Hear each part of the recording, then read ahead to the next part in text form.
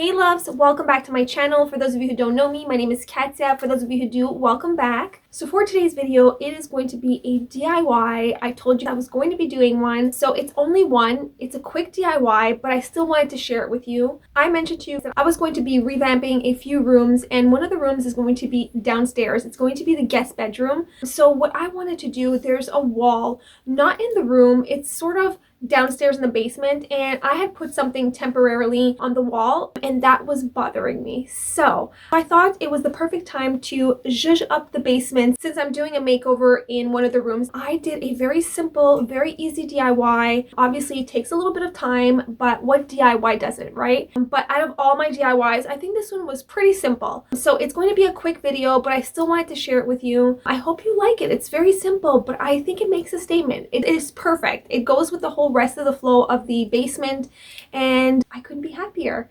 So anyway, without further ado, we are going to jump right into this video. Enjoy.